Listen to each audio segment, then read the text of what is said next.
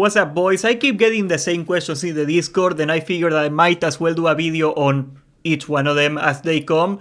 What tank should you play in TBC? There is 3 tanks, as we all know: Warrior, Druid, and Paladin. And the Warlock tank and the Mage tank for particular fights, it doesn't count, okay? I'm talking unironical tanks. Now, I don't want to sit here and break down the technical aspects of each spec or anything like that.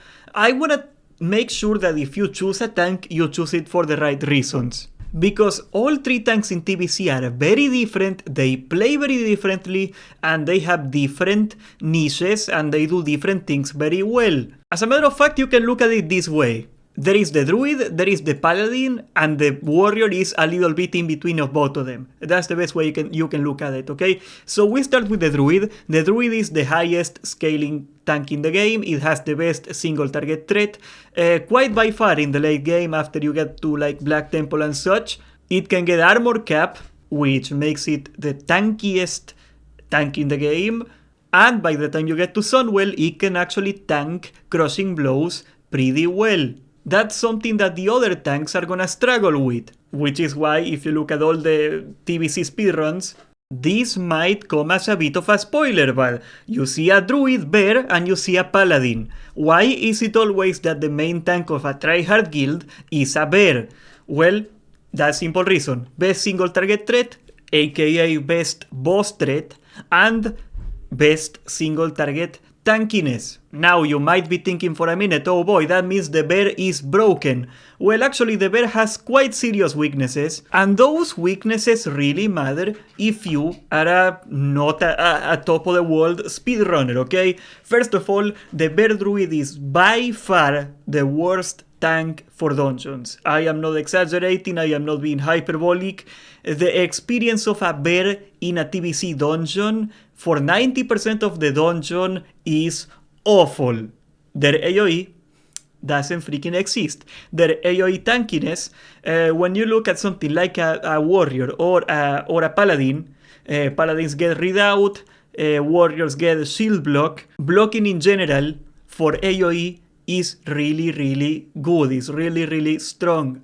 Because when you're tanking trash, which is 90% of the freaking dungeon, blocking an attack and reducing a small amount of the damage of a small hit from a small mob from trash is actually a lot of value. The bear doesn't really get any of that. It can dodge, and that's about it. And Fairy Fire, of course, the armor reduction.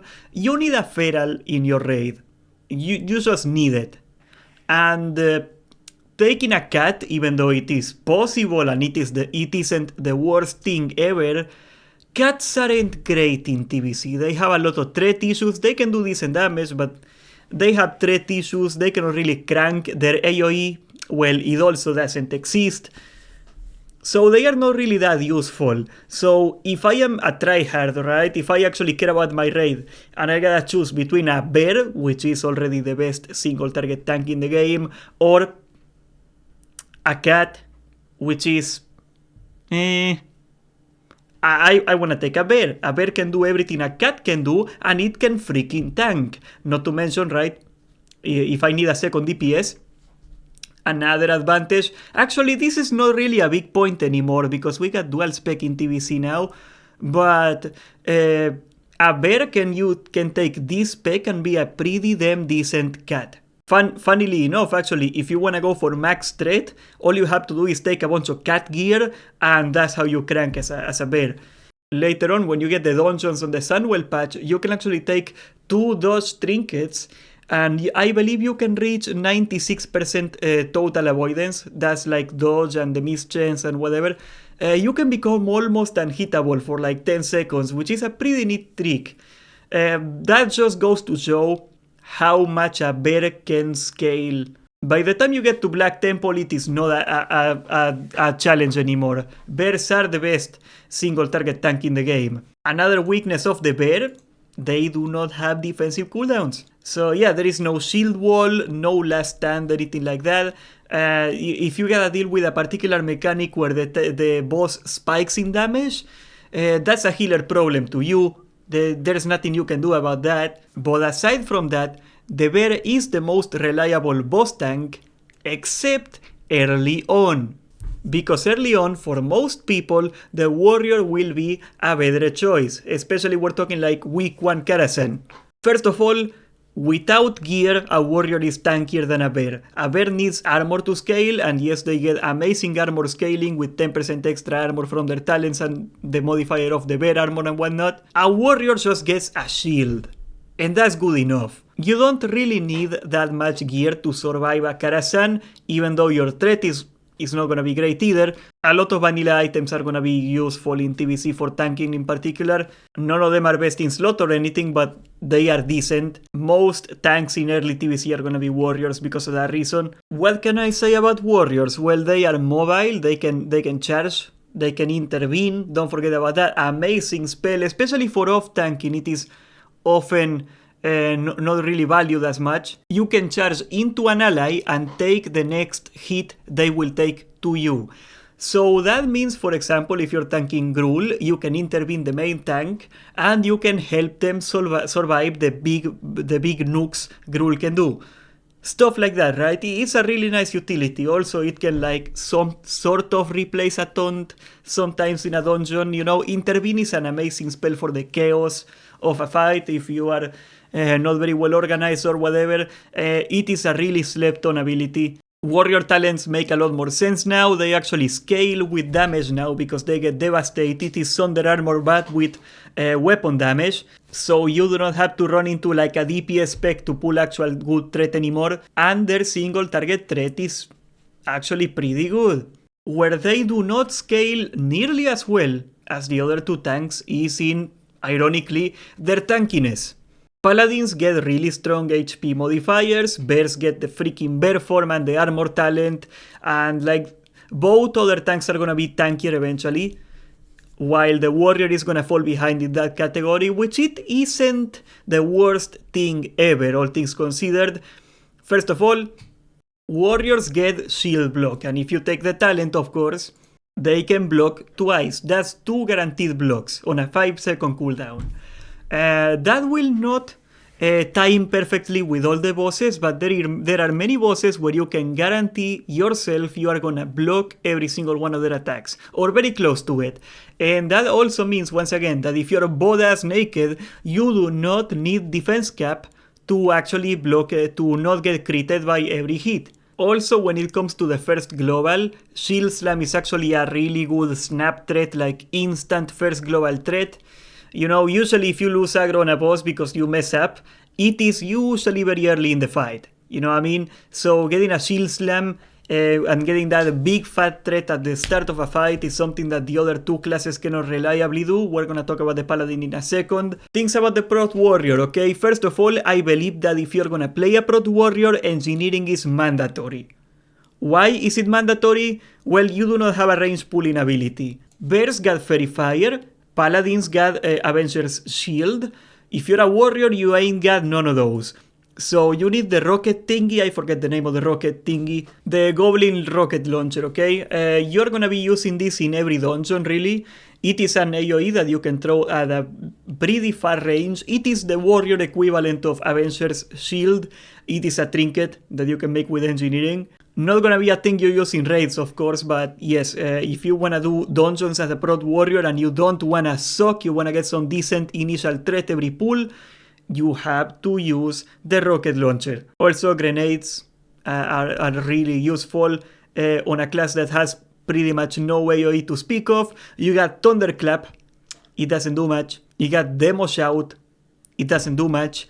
As far as AOE goes, your AOE, even though it exists, unlike the bear with Swipe that doesn't do almost nothing, you do have some semblance of AOE. Are you gonna hold aggro from a Warlock or even a Mage or anything else? No, not really. Your AOE still doesn't freaking exist, but it is up there, you know. You can kinda cleave, you have cleave. There is no glyph of Maul in TBC, okay? Druids do not have cleave in TBC, you do. That's huge, okay? You can at least tank 2 or 3 mobs at the same time as a warrior, more or less reliably.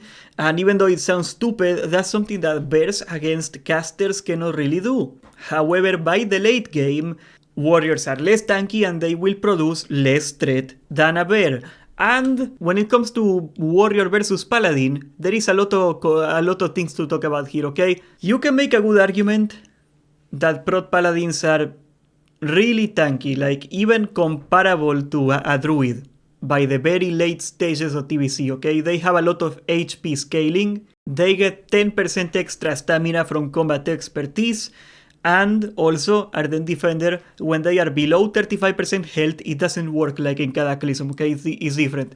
When you are below 35% health, you take 30% less damage. Now, sure, yeah, for a boss it doesn't really mean much. Yeah, if you're below 30% and you get hit by a boss again, you are probably gonna die. But when it comes to AOE, you basically become immortal. And there are a lot of fights in TBC where you are gonna be tanking more than one mob, not to mention the freaking trash. And trash in TBC, like we always say, right? Trash is the hardest boss in TBC.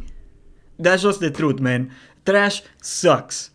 And the Prot Paladin is the uncontested king of tanking trash. Why is that? Well, very simply, you get Consecration. Consecration is an AoE you can drop in the ground, and it scales with Holy Spell Power, which you can get. Now there are a lot of Holy Spell Power or flat Spell Power items that you can actually get in TBC for your tanking gear. There is a cloak in Karazhan with, I think it was 140 spell power, just a random cloak. Don't forget you get some really fat modifiers for your threat. The threat out of your Consecrate scales really well. You get Holy Shield, which is, yeah, sure, it is a Walmart version of Shield Block. You are not gonna hit Avoidance Cap using this for a while, but you also get Redoubt, which gives you 30% chance to block or as a proc when you get hit. Now, Redoubt doesn't really have a cooldown, so you can, if you're tanking a bunch of mobs, you're gonna get that flat 30% extra chance to block the entire time, and that is huge. Holy Shield has 8 charges compared to the Shield Block, which is only 2, and it hits back when you tank, okay? When you block, you actually do damage.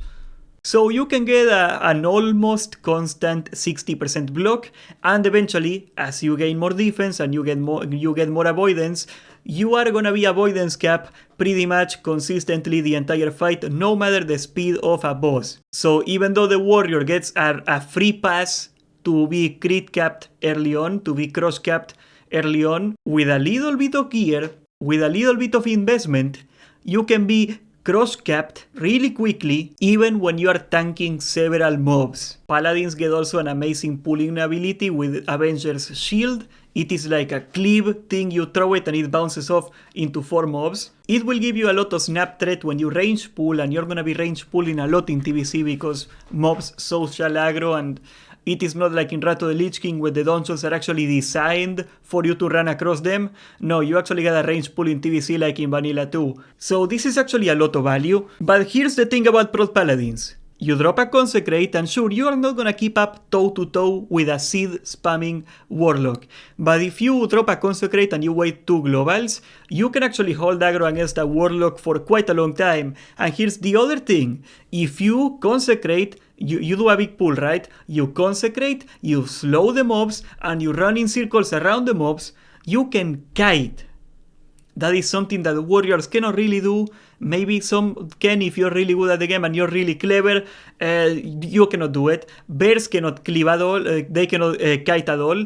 If you're a paladin, you can drop a Consecration. You can Judgment, which is range, by the way. That's one of your biggest threat abilities. You can just Judgment, and you can be away from the mobs doing a 10, 20 mob pull, and you cannot take almost any damage because you're kiting. You can get a deceptive amount of value from kiting trash. You think of something like Shattered Halls Heroic, where the trash does so much goddamn damage, you're supposed to mind control one of the mobs to hit the other mobs, because tanking the mobs is insane, right? You can actually drop a Consecrate and kite the mobs, and you can brute force your way through that trash. I guess this also counts for warriors, but not really. We're gonna talk about this. This is, in my opinion, the most broken item in TBC.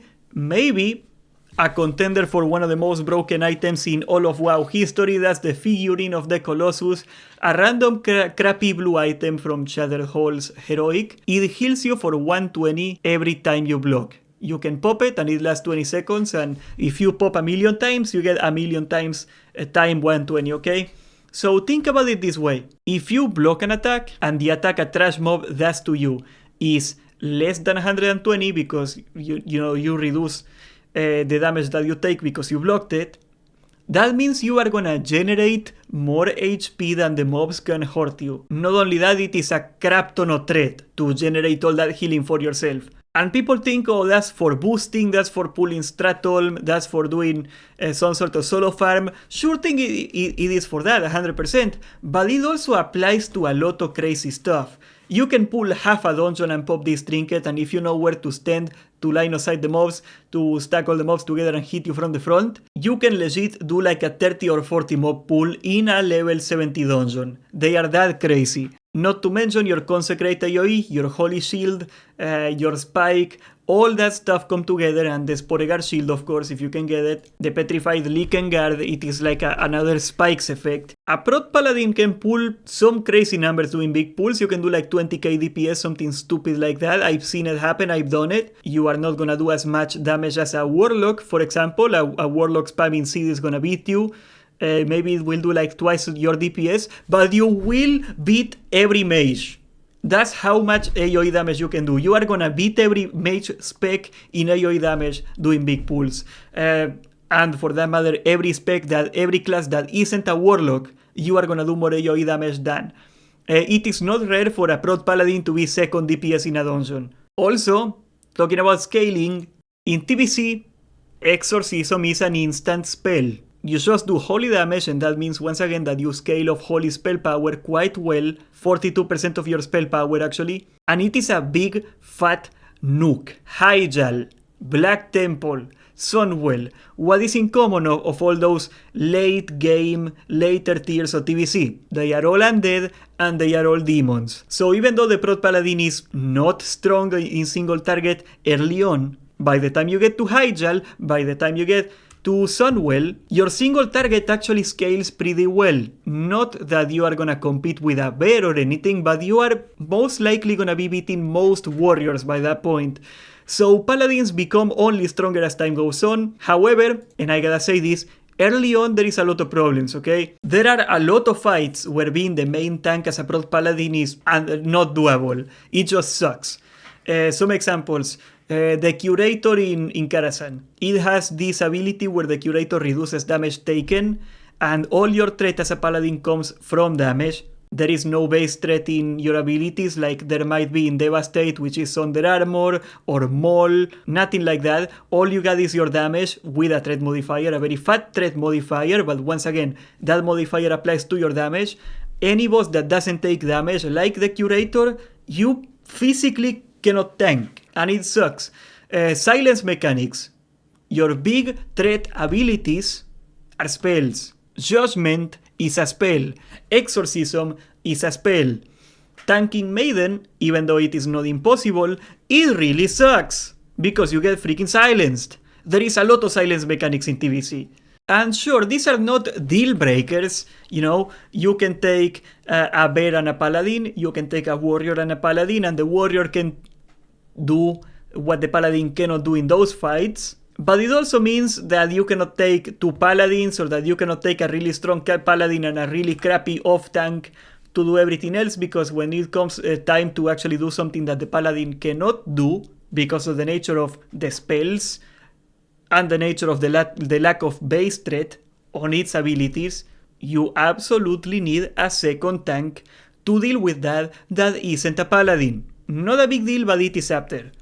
You probably don't want to take two tanks of the same class anyway. Most fights in TBC are designed for two tanks. There are exceptions when you need more. There are some fights where you only need one tank. And even though Prot Paladins, if you look at their design as an AoE tank, as a trash tank, they are the worst off tank for a fight. Okay, so how does it work? Most fights in TBC, well, maybe not most, a lot of fights in TBC expect the off-tank to be second in threat. For example, Gruul, right? You have to be second in threat because he does that bullshit thing that does a shit ton of damage to the second tank, and if you're not second in threat, it's gonna one-shot some DPSer. There is a lot of hatefuls, that's like the name from the patchwork mechanic in Nax. Gruul has basically the same mechanic, and there is a couple other bosses. There's pretty much one in every tier that has a very similar mechanic, and you need a second person on the threat to be a tank, or maybe there's a threat drop or something like that. And protection paladins cannot reliably produce threat if they are not getting hit. First of all, they have mana. That's a problem that the warrior doesn't have, and that's a problem that the bear doesn't have. Prot paladins generate mana by getting healed. And that's fine, because if you're tanking something, you're getting a lot of damage and you're getting healed a lot, and you're gonna generate way more mana than you need. But if you are the second in threat, if you are not taking any damage, you cannot generate mana, and you're gonna go and you're gonna lose all your threat production. Secondly, you literally wanna get hit to produce threat. You need Reckoning, that's extra swings when you get hit. You need Holy Shield, and if you are not physically tanking a boss's attack, your threat generation, even with infinite mana, is a lot worse. A bear doesn't really care if it's getting hit or not. Sure, it would prefer to get hit so it can generate rage, but it doesn't really care. Warriors can actually dual wield when they are not actively taking damage from a boss, and they can generate a little extra threat that way for Gruul, for example, and they can also intervene. Once again, that's something that paladins cannot do, so that is to mean that a paladin cannot really effectively off-tank Gruul, for example. As a matter of fact, if a paladin loses aggro on a non-tauntable mob, it has a really hard time catching up. I remember, for example, a long time ago in private servers, I messed up one Gruul, I lost aggro, okay, I messed up, some things never change, and I didn't have enough mana to pump Gruul to get aggro back, and a lot of people were dying, aggro was happening. I had to run into a cave-in, like the rocks that drop from the ceiling, just so I could take damage to get healed, to get mana, to get some threat back on Gruul. There are many such cases, okay? If you mess up as a paladin and you lose aggro, it is really hard to get it back. Granted, it is hard to get aggro back on any class, but it is brutal as a paladin. No Reckoning, no parry haste, no Holy Shield, and no mana. That's no fun. However, now that I explained every spec more or less, we can talk about what should you play. If you wanna have an ult, and you wanna just chill and tank some Karasans, a paladin or a warrior are great. A warrior will work almost straight out of the box. It has a hard time on dungeons. Paladins can tank trash in deceptively low gear. You can be really useful in a Karasan even if you're not tanking the bosses as an off-tank. Tanking without a prot paladin, doing a raid without a prot paladin just sucks. You can do it. You can do a Karasan with 2 bears, you can do a Karasan with 2 warriors, but you're gonna miss having a paladin every single time. You kinda have to. Everything is so much faster and easier when you have a paladin tanking all the trash. Not that you cannot do it, but goddammit, it makes it so much easier. The meta composition, as you saw in the speedrun, for everybody is gonna be a bear for the main tank and a paladin for the trash tank. That's gonna be the cookie cutter composition. But a warrior will work as a bear for the overwhelming majority of the population. The difference in threat from a bear to a warrior is not really something that's gonna make or break a class until much later on, especially if your guild is admittedly not very good. You are less tanky overall than a bear, but you have last stand and you have shield wall, and those are 2 things that the bear does not have, or the paladin for that matter. And in an unorganized guild with bad healers or bad mechanic execution, shield wall and last stand can pull a lot of the weight. They can pick a lot of the slack. They can give a lot of wiggle room. And if I am doing a raid with 20 idiots from my chat, if I had to choose between being a bear and being a warrior, I would probably choose a warrior. Now, being a warrior, I didn't like in TBC. Being a prot warrior, I do not like the rotation. I think it is kinda complicated and hard. Cleaving is really annoying. That's a problem too with the bear, right? Except in the case of the bear, it is like so bad, you don't even try to like multi-target anymore. You kinda just pull and whatever happens, happens. Awful, I know. If you wanna have the easiest time ever in dungeons, just play a Paladin. One thing that I can tell you though, if you are gonna be a warrior, you need tanking gear. If you're gonna be a Paladin, you need tanking gear. If you actually like playing DPS, you can farm cat gear, and bears work perfectly fine on cat gear. Is it ideal? No, but they are perfectly functional on cat gear. So if you're the kind of person that wants to play feral DPS, and you just wanna have the option to tank, that's something you absolutely 100% can do with very little investment in your part, especially now that we have dual spec. Sure, you can dual spec prot and red, you can dual spec fury and prot, but you have to get separate types of gear for each situation, and that's something that the bear for the most part doesn't really have to do. If you look at the speedrunners, if you look at like the parsers, if you look at the super turbo tryhards, they use cat gear anyway. You don't really stack defense, you don't really stack avoidance, you don't really stack on quote-unquote tank stats for a bear. You want armor and you want stamina, and that's it. And there is not really that much difference between cat gear and bear gear for like stamina and armor. Also, I guess I should talk about this because now we are getting all the gladiator gear for almost free. PvP gear is really good for bears. It is not that good for warriors or for paladin tanks, but for bear tanks it is. I guess I should do a little bit of a tier list in my head, okay? I like the paladin. Personally, the paladin is my favorite tank ever since TBC onwards. Then I would say probably the bear. And finally the warrior. I don't want to discourage you from playing warrior, that's just my personal opinion. I'm trying to rage bait the comments a little bit. I know people are gonna have a really strong opinion on that, and I am all for it. But you should be happy, because no matter what class you play, you have a really good chance you can do something very useful for your team now in TBC.